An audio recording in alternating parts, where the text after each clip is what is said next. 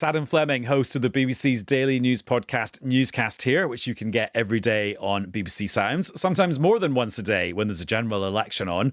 You're about to watch us do a live recording of tonight's podcast, where we've assembled the Newscast family to chew over the first leaders' debate of the UK general election. This was Keir Starmer versus Rishi Sunak. It was on ITV. It was up in the northwest of England. And we will chew over what we learnt, what we didn't learn, whether both men will be happy with how they performed or whether they'll have some niggles about how they were performing on stage.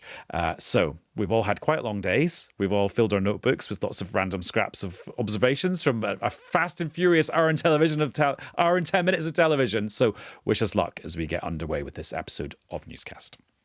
Newscast from the BBC.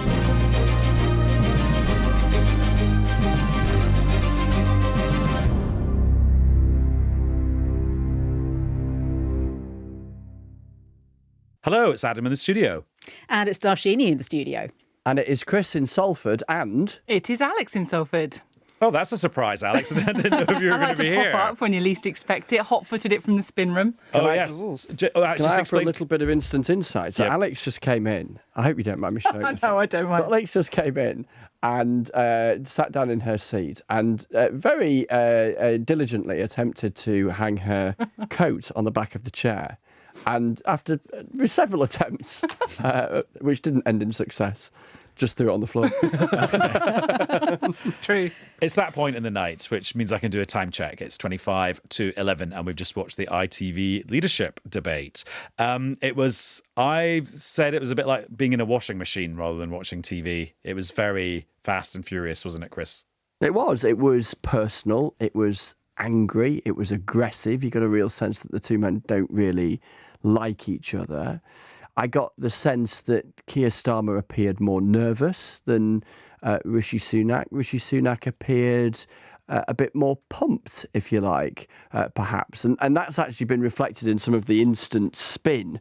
Conservatives are claiming that Keir Starmer looked like a guy who had like a deer in the headlights, and Labour are claiming that Rishi Sunak was desperate and shouty and hectoring. And when you step back from a bit of that and you look at it objectively, I think you can see, as I say, that Keir Starmer, perhaps the nerves are jangling that bit more. There's more at stake for him, fearful that big lead he appears to have in the opinion polls, might at some point shrink. It hasn't done in the first couple of weeks of this campaign.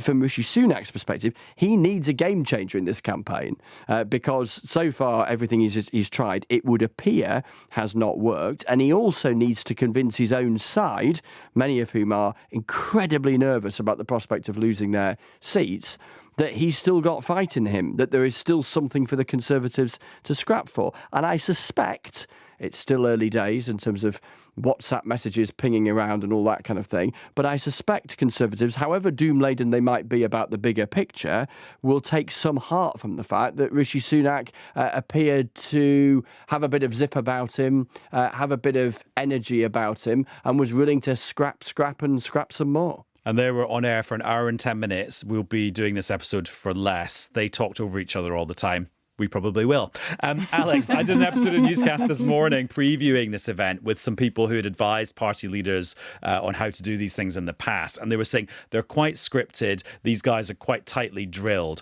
What do you reckon from watching was the advice from the advisors to the principals, as they're known in the trade? I think the absolute advice to Rishi Sunak was go out swinging, and I think he absolutely did. He wanted to be, exactly as Chris said, we clearly knew that in a strange way, even though, Keir Starmer has come to this election from a point of opposition and Rishi Sunak has come from the point of being Prime Minister, in a strange way it feels a bit like Keir Starmer's got a bit more to lose because of Labour's persistent position in the polls, of course, with all the relevant pinches of salt we always chuck into that poll mix.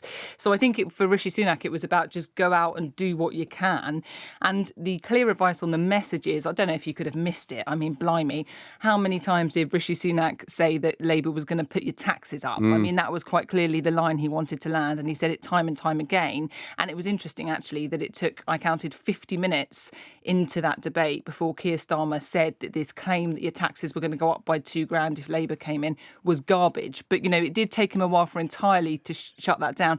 On the other side of it, the Labour message that they clearly wanted to land was to look look at the last 14 years. Whatever you came to, the education, NHS, taxation, the cost of living, all of the subjects we've gone through, it was look at the last 14 years. So in a strange way, the messages they came in are the messages they'd already designed that are going to run through this campaign. On the one hand, Rishi Sunak saying, look, things have been tough, but stick with me, I've got a plan, they're going to get better, trying to point to the other guys and say they haven't got a plan. And Keir Starmer saying, just look at the last 14 years, it's all been pretty rubbish. So I think that's what they went in with. I think what I was surprised by is just how punchy it was from the get-go. I mean, I'd agree with Chris that I think Keir Starmer just looked a little bit more nervous at the beginning. I mean, it's hard to know how they were actually feeling. Maybe and you would be, wouldn't you? I mean, blimey. I mean, I just had this sense, I can't even imagine what the pressure must be like. You're going to be on air for an hour and 10 minutes, scrutinised every kind of detail. I think they both were probably pretty nervous, but they clearly both came in there, fighting to the point they had to be told to pipe down a fair few times and stop chatting over each other. I'm a veteran of these things. I've watched quite a lot of election debates, and sometimes in other countries as well. That's what a geek I am when it comes to these events. Which other countries then, beyond America? My favourite one was the EU Parliament debates with people who were competing for a job that none of them were ever going to get. And then I watched a French one and I realised my French wasn't good enough. And I was just like, I just soaked up the vibes. Anyway, my trick is, or the times when I'm like, oh, this is going to be an easy one to observe, is when the first 3 minutes you think, oh, right, actually that encapsulates the whole thing. Yeah. Because that makes your job a little bit easier as an observer, and then trying to boil it all down. And actually, the first 3 minutes of this did encapsulate the whole thing. And Dharshini, this is a good one for you because it was all about the cost of living, and it came from a question to both leaders from a woman called Paula from Huddersfield, who was having a really hard time with her family finances. And we'll now play the bits of the answers from Starmer and Sunak because it kind of sums up their core messages. So here was Keir Starmer, who managed to mention Liz Truss, the previous Conservative Prime Minister, within the first 2 minutes of the entire show. This government has lost control. Liz Truss crashed the economy. They made it worse here than in other countries. And it's people like you that are paying the price, because if a government loses control of the economy, as they have, it's working people that pay the price. And Liz Truss's advisers are in the House of Lords. She's going to be a candidate at the next election. Rishi Sunak is putting her forward. We've got to stop this. And you've already heard Chris and Alex talking about the fact that Rishi Sunak just hammered this idea that Labour were going to put up taxes. And this is how Rishi Sunak did that on the debate stage. The plan is working. Of course, I know everyone is only just starting to feel the benefits of it, but inflation is back to normal, wages are growing, taxes are now being cut. Keir Starmer would put all that progress at risk. He would put up everyone's taxes by £2,000. £2,000 in higher taxes for every working family in our country.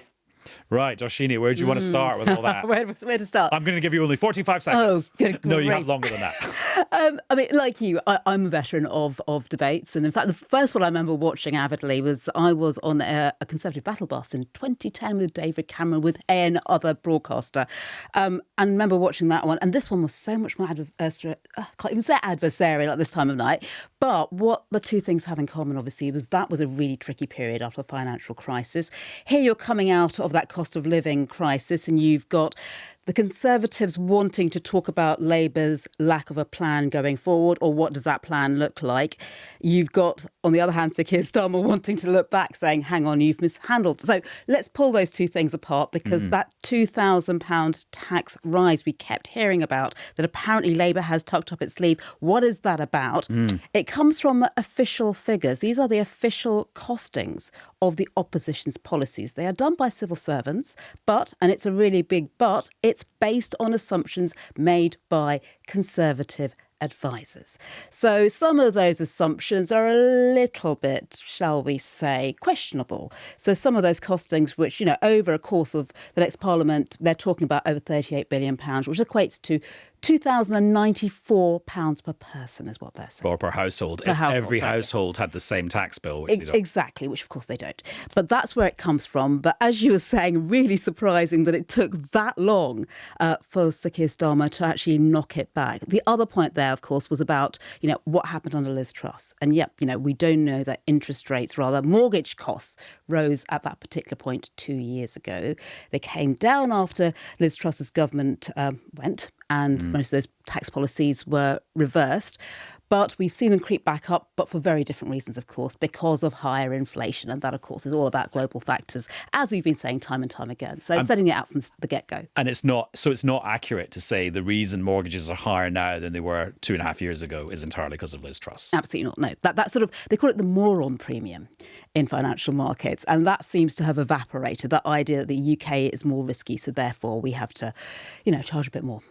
And Chris, you can see, you don't have to be a political expert. You can just go on social media and see that all these Tory candidates and cabinet ministers are going, aha, Rishi Sunak, our man, won the debate because he revealed Keir Starmer's secret plan to put up taxes, because Keir Starmer wasn't super clear on that point. It did, as we've been saying, take, a long time for Keir Starmer to sort of take on and address and try and, as he would see it, sort of demolish that point, allowing, and perhaps he'd have done this anyway, Rishi Sunak to come back to it over and over again. That is clearly a dividing line that Rishi Sunak and the Conservatives are very, very keen to hammer home without question. And as I say, given the extent to which Rishi Sunak's back was against the wall coming into this, we're not just in the last fortnight, but arguably in the best part of the last 2 years, his time as Prime Minister, particularly after those initial months of stabilising the economy, pretty much every attempt he's had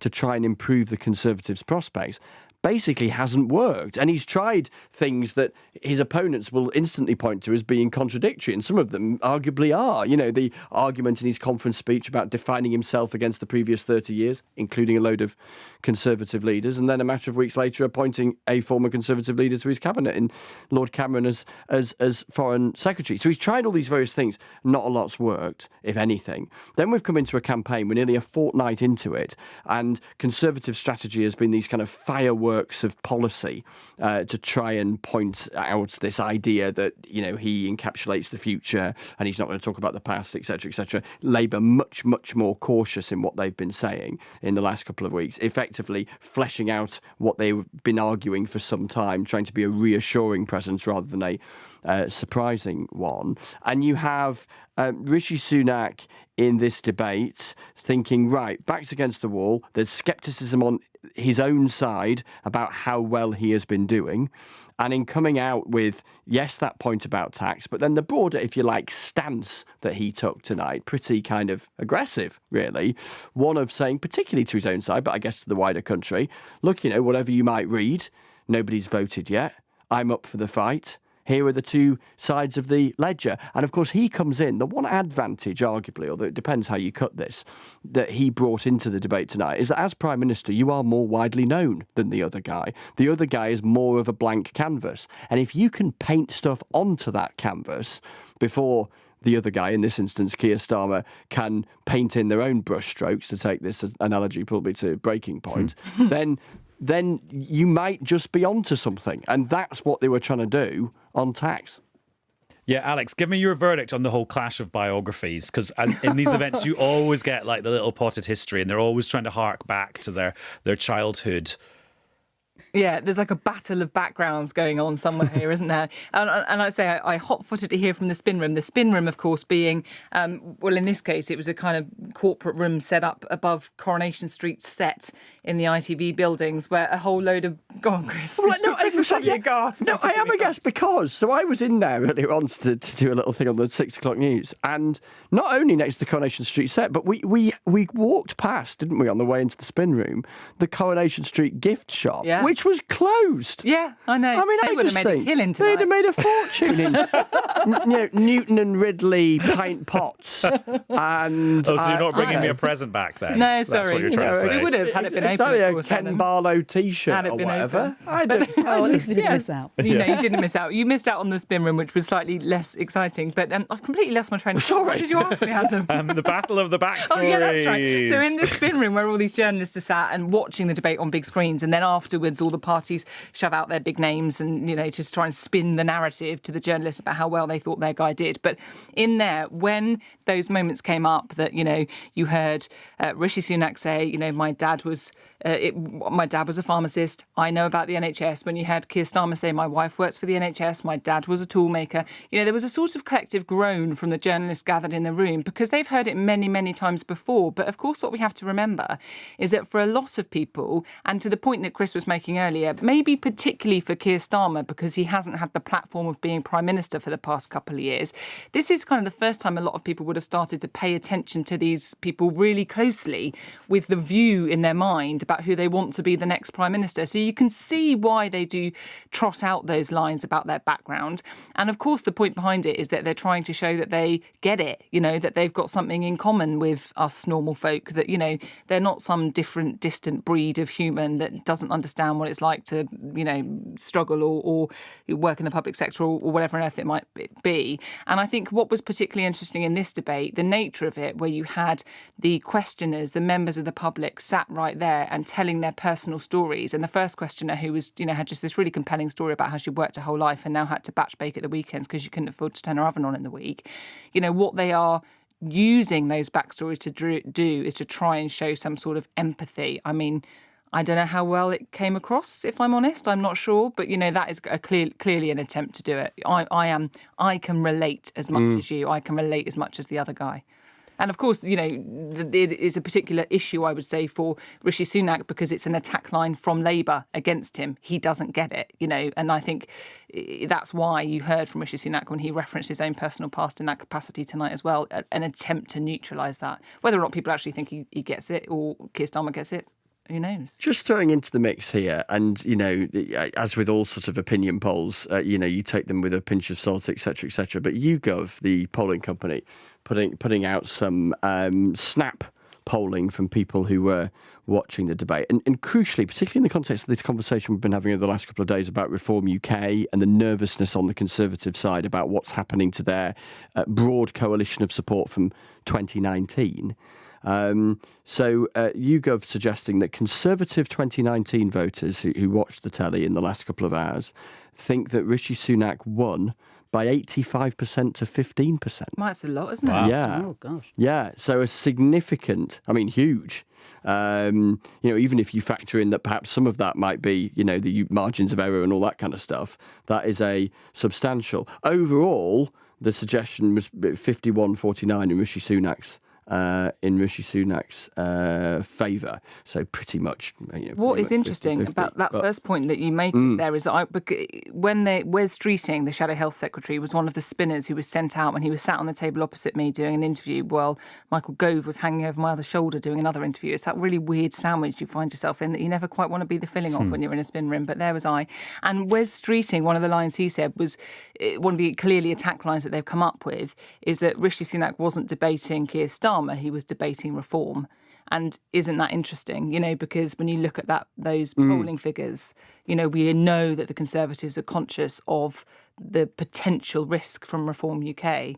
And, Labour were very quick off the mark with Wes Streeting making that comment tonight, suggesting that some of this was clearly aimed at that constituency of voters. Okay, two observations about that. One about that poll that you mentioned about YouGov. That just reminds me of the fact that pollsters and observers say when you look at the overall opinion polls, which show a huge Labour lead at this moment in time in those snapshots, although varying by pollster, it's like that's not enough to tell you what the result's going to be because you need to look at the swing in individual seats. And so we're always looking for clues that get us more deeper into what actual people will do. And that YouGov poll, I think a lot of people will say, is a clue about what some key people will do. So that's useful to bear in mind. And the second thing, to your point, Alex, about Rishi Sunak dealing with the threat from Reform UK, which now has Nigel Farage as its leader, I thought it was notable that the first thing Rishi Sunak said in his closing speech was, don't vote for anyone else other than me or him, because it's a wasted vote. So he used his first sentence of his last statement to try and stop people voting for reform. Anyway, let's go back to the middle of the debate then. And we had a question from a woman called Janet, who's in Telford, or from Telford. She and her family had lots of recent experiences in the NHS. She asked what was happening about waiting lists. And this was the first bit of real kind of audience interaction you got some kind of laughing and jeering. And this is when Rishi Sunak gave his answer to Janet. We are now making progress. The waiting lists are coming down. But what Keir Starmer didn't mention to you, which you did, Julie. Waiting list 7.2 million, they're now 7.5 million. He says they're coming down, and this is the guy who says he's good at maths. Yeah, they are now coming down. They are now coming down. 7.2 when you said you get them down. 7.2 million, they're now 7.5 million. I'd like you to explain how they're coming down. Because they were coming down from where they were when they were higher. 7.2. And they're now on their way down. They are down, right? Yes, because the NHS was impacted by industrial action. And if it wasn't for that, 500,000 appointments would have been saved. It's somebody else's fault. No, but let me address the question. And I've just done that thing that no candidate in one of these debates wants to do, which is get the name of the questioner wrong. I said Janet, it was actually Julie, so I would have failed in that debate. Anyway. Yeah, that's one of the bingo card we didn't actually get tonight, wasn't it? Getting the name wrong. Getting the name wrong. Now you've done it. People know how to do the format, though. This is quite a mature format. So, Chris, what did you think about how they handled the NHS? And I suppose one of the things there is that Labour's day on NHS waiting list last week didn't really happen because they were talking about Diane Abbott instead. Yeah, they were. So back to the Battle of Biographies first, because they both did a fair smattering of that. By the way, it's just a little exercise in transparency. The nature of which is what I was doing during the debate is trying to assemble the 5 minutes of the best bits for the 10 o'clock news. It does mean that I must hold my hands up and say not every single syllable passed into my ear. It did into our collective team assembling the piece to make sure that we heard everything. Yes, there might be the odd sentence I need to sort of I need to watch back. Again, so after the Battle of Biographies, you then had, didn't you, that a trade-off of statistics. And do I remember rightly that there was that point there was a bit of laughter, wasn't there, at the Prime Minister on NHS waiting list? Yeah, that's right. So that was when they were talking about waiting lists just after that question. And Rishi Sunak said that in part it was due to the industrial action, and it kind of caused a ripple of laughter. And in my defence, it was Janet from Telford who asked the question. And when he said Julie, he was talking at Julie Etchingham, who was hosting the whole debate. So it's been a long day. It's been a long day. Anyway. Julie and Janet causing us confusion. The Battle of the Jays. But again, it came back to that framing, didn't it? Which is that, if you're in Rishi Sunak's position on a night like this, you have to do a past versus future formulation, because the past inevitably is going to be quite tricky, because the party's been in power for a long time and you're going to be held to account for stuff that you're thinking, well, that wasn't my fault, but I'm going to have to defend it anyway because it was done by a Conservative government or whatever. And you try and do, which is what they've tried to do in this first couple of weeks, set out a kind of proactive case for how they would change things that we didn't know about a couple of weeks ago. And inevitably, if you're in opposition, you're likely to lean quite heavily on the track record of a government that's been in power for a long time, which polls suggest isn't very popular. The other good thing about these events is they don't just get to stick to their own script. They have to answer the questions that are given to them by the public and which are then built on by Julie Etchingham, the presenter. And Is it definitely Julie? It's definitely Julie Etchingham, and it was definitely Janet that asked about NHS waiting lists. I was actually right the first time round, he says modestly.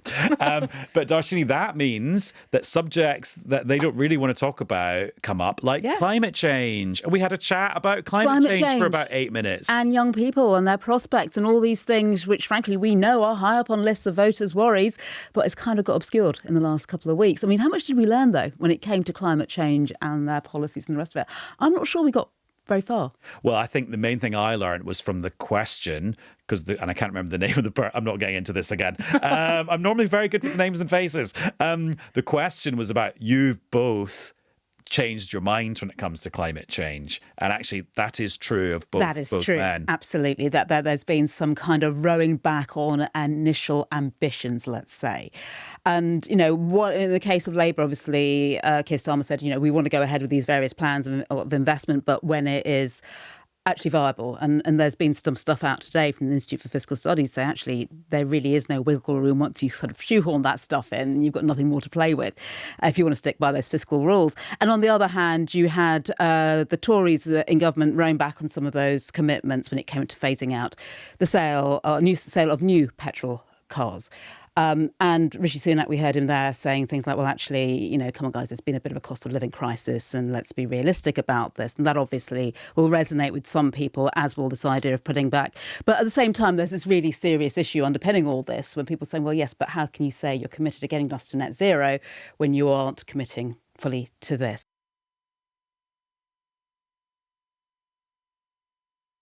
And that's all for this episode of Newscast. We recorded more stuff than we could fit into this limited televisual slot. So if you'd like to hear that, you can get it on the full podcast episode of Newscast, which is available on BBC Sounds. And we'll be back again very soon. Bye. Newscast from the BBC.